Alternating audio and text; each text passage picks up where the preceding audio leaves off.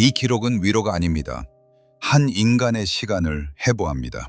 1975년 3월의 서울역은 거대한 약탈의 입구라기보다는 아무 설명도 없이 사람을 삼키는 목구멍에 가까웠습니다.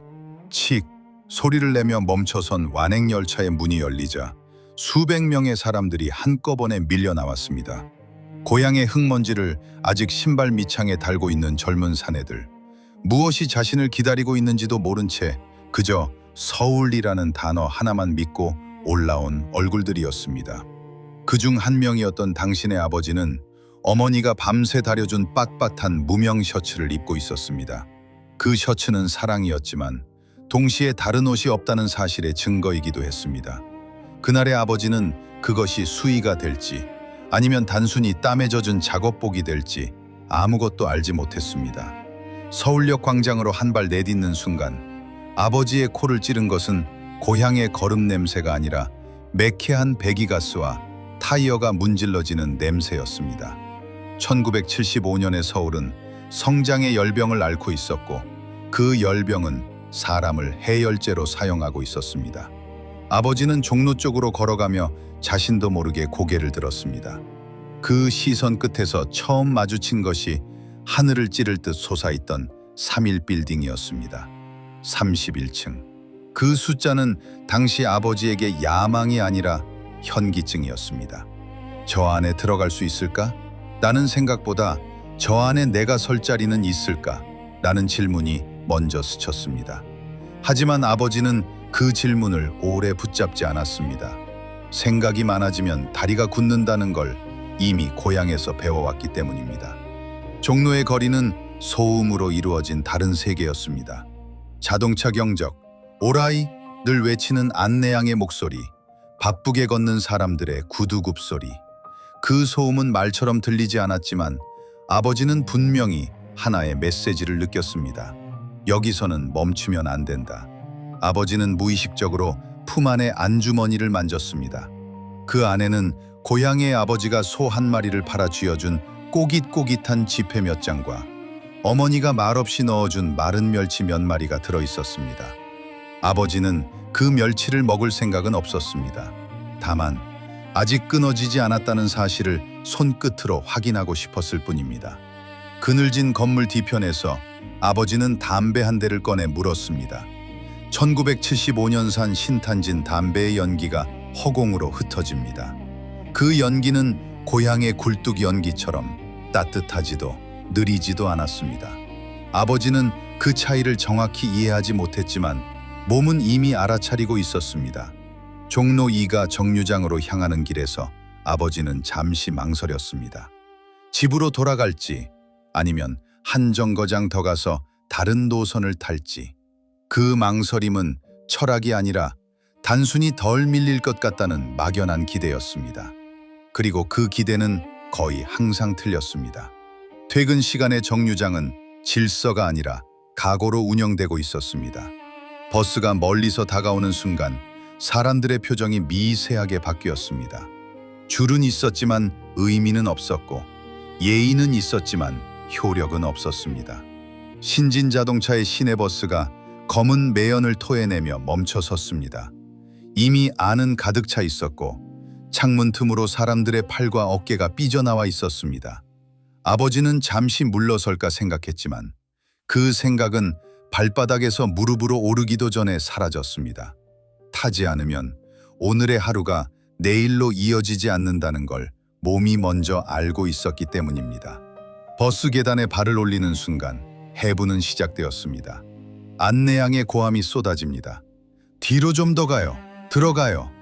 아버지는 밀렸고 밀리면서 또 다른 사람을 밀었습니다. 누군가의 팔꿈치가 갈비뼈를 찔렀고 다른 누군가의 땀이 목덜미로 흘러내렸습니다. 그 누구도 사과하지 않았고 사과를 기대하지도 않았습니다. 이것은 단순한 혼잡이 아니었습니다. 사람이 차지할 수 있는 최소한의 공간이 동전 몇 개짜리 요금과 함께 한꺼번에 포기되는 순간이었습니다. 버스가 출발하자마자 아버지의 몸은 자신의 것이 아니게 되었습니다. 급정거할 때마다 허리와 무릎이 동시에 흔들렸고 손잡이에 매달린 팔에는 본인 체중이 아닌 타인의 무게가 더해졌습니다. 그때의 아버지는 이게 나중에 병이 될 것이라고 생각하지 않았습니다.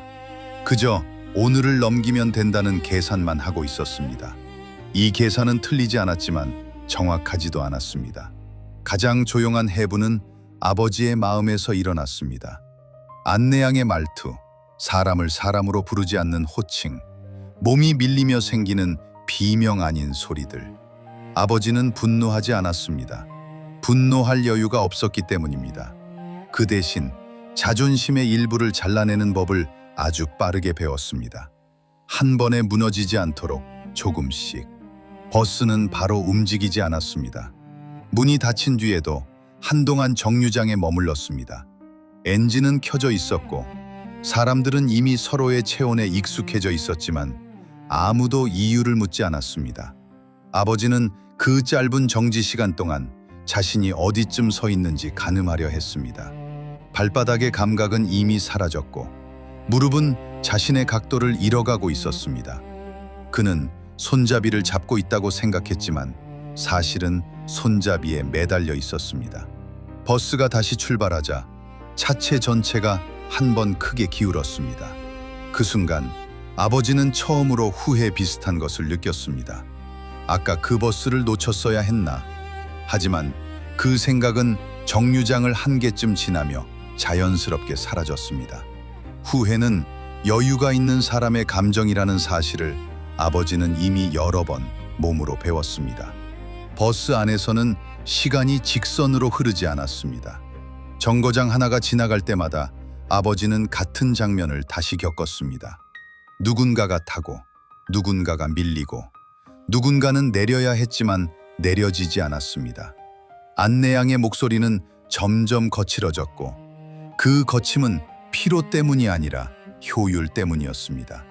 사람을 사람으로 대하는 순간 버스는 멈춰서야 했습니다. 아버지는 어느 순간부터 주변을 보지 않게 되었습니다. 눈을 들면 다른 사람의 얼굴이 너무 가까이 있었고 시선을 피하면 자신의 처지가 선명해졌기 때문입니다. 그래서 그는 바닥도 창밖도 아닌 아무 의미 없는 허공을 바라보는 법을 택했습니다. 그 허공에는 아무것도 없었지만 적어도 판단은 없었습니다. 버스는 다시 급정거를 했고 이번에는 누군가가 짧게 욕을 내뱉었습니다. 그 욕은 특정 대상을 향하지 않았고 아무도 반응하지 않았습니다. 그저 소음의 일부로 흡수되었습니다. 아버지는 그 소리를 들으며 문득 이런 생각을 했습니다. 나만 이런 게 아니구나. 이 생각은 위로가 아니었습니다. 다만 자신의 불행이 특별하지 않다는 사실을 확인하는 차가운 안도감이었습니다. 버스가 몇 정거장을 더 지나자 아버지의 몸은 버스의 움직임을 예측하기 시작했습니다.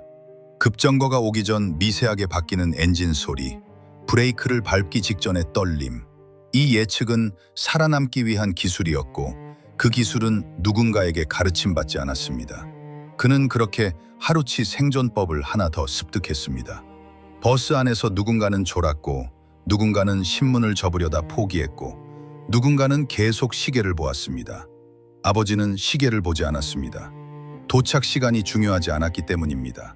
도착은 반드시 올 것이고 그 사이의 과정만이 문제였습니다. 아버지는 이 시간이 매일 반복될 것이라는 사실을 아직은 명확히 알지 못했습니다. 하지만 몸 어딘가에서는 이미 예감하고 있었습니다. 이것이 한 번의 고생이 아니라 형태를 바꾼 일상이라는 것을. 버스에서 내릴 때 아버지는 또 한 번 밀렸습니다. 이번에는 안쪽에서가 아니라 바깥에서 밀려 나왔습니다. 발이 먼저 닿았고 몸은 그 뒤를 따라왔습니다. 그는 잠시 중심을 잃었지만 넘어지지는 않았습니다. 넘어질 수 없었기 때문입니다. 정류장을 벗어나 어두워진 골목으로 들어서며 아버지는 자신이 조금 늦게 숨을 쉬고 있다는 것을 느꼈습니다. 버스 안에서는 숨이 허락되지 않았고 지금에서야 몸이 그것을 되찾으려는 듯했습니다. 버스에서 내려온 아버지는 구겨진 셔츠를 잠시 털어보았지만 곧 그만두었습니다. 어차피 펴질 일이 없다는 걸 이미 알고 있었기 때문입니다. 집 앞에 다다랐을 때 아버지는 잠시 숨을 고릅니다. 문 안쪽에서 들려오는 웃음소리 앞에서 방금 전에 모든 일을 말하지 않기로 결정합니다. 이 결정은 고귀한 희생이 아니라 그저 설명하기엔 너무 피곤했기 때문입니다. 그날 밤 아버지는 특별한 생각을 하지 않았습니다. 오늘 하루를 평가하지도 않았고 내일을 계획하지도 않았습니다. 그저 씻고 밥을 먹고 누웠습니다. 그리고 다음 날 아침 아버지는 전날과 거의 같은 시간에 일어났습니다. 2026년 1월의 어느 평범한 아침, 관찰자는 병원 대기실의 차가운 금속 의자에 앉아있는 한 노인을 바라봅니다. 공기는 정지해 있고 시계 초침 소리만이 간헐적으로 시간을 증명합니다. 노인은 자신의 차례를 기다리며 습관처럼 무릎과 허리를 문지릅니다. 의사는 모니터 속 흑백의 엑스레이 사진을 가리키며 퇴행성이라는 단어를 짧게 던집니다. 노인은 고개를 끄덕입니다. 묻지도 따지지도 않습니다. 그 단어가 자연스러운 노화라는 설명이라는 것을 그는 이미 알고 있기 때문입니다. 아니, 더 정확히는 그 통증이 50년 전 종로의 만원버스에서 청구된 지연된 영수증이라는 사실을 몸이 먼저 기억하고 있었기 때문입니다. 이 기록은 영웅담이 아닙니다. 관찰자는 분명히 적어둡니다. 당신의 아버지는 위대하지 않았습니다. 그는 초인적인 인내를 지닌 성자도 아니었고 시대를 바꾸겠다는 거창한 야망을 품은 인물도 아니었습니다. 그는 자주 흔들렸고 때로는 비겁했으며 퇴근길 버스 창문에 비친 자신의 옆얼굴을 보며 속으로 구역질을 삼키던 평범한 인간이었습니다. 아버지는 늘 옳지 않았습니다. 가난의 냄새를 지우지 못해 가족에게 날을 세웠고 침묵이라는 가장 쉬운 방법으로 책임을 미뤄두기도 했습니다.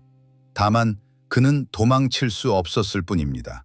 1975년의 종로는 친절하지 않았습니다.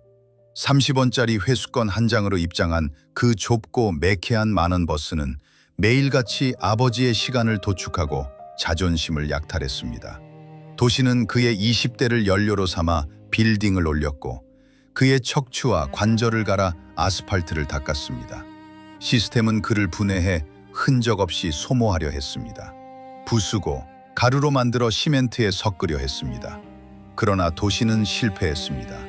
아버지는 부서졌지만 완전히 사라지지는 않았습니다. 그는 지옥 같은 손잡이를 붙든 채 비명을 지르는 관절을 억누르며 끝내 그 자리에 남아 있었습니다. 그가 도망치지 못해 버텨낸 그 시간들, 약탈당하면서도 끝내 남겨낸 그 인생의 파편들은 사라지지 않았습니다. 그것은 물리적 잔해가 되어 우리 세대의 바닥에 층층이 쌓였습니다. 관찰자는 그 잔해의 틈을 들여다봅니다. 아버지가 헐값에 팔았다고 여겼던 자존심의 파편들은 오늘날 자식들이 세상 앞에서 내는 당당한 목소리의 재료가 되었습니다. 그가 빼앗겼던 좁은 공간은 지금 우리가 앉아있는 안락한 거실과 소파로 변환되었습니다. 그가 어두운 골목을 걸으며 삼켰던 그 마른 기침들은 현재 우리가 누리는 이 평온한 저녁의 토양이 되었습니다. 이것이 전부입니다. 여기에는 철학도, 위로도, 감동을 강요하는 문장도 없습니다. 한 인간이 파괴되었고 그 파괴된 잔해 위에서 가족이라는 구조물이 세워졌다는 비정한 인과관계만이 남아있을 뿐입니다.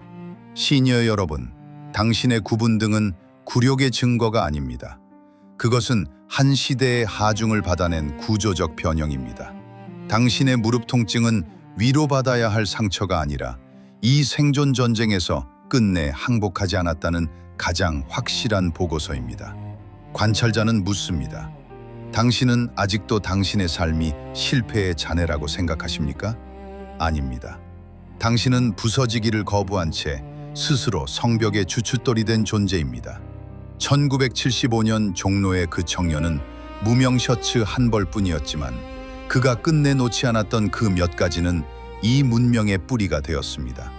이 기록으로 당신의 존엄은 객관적으로 증명되었습니다.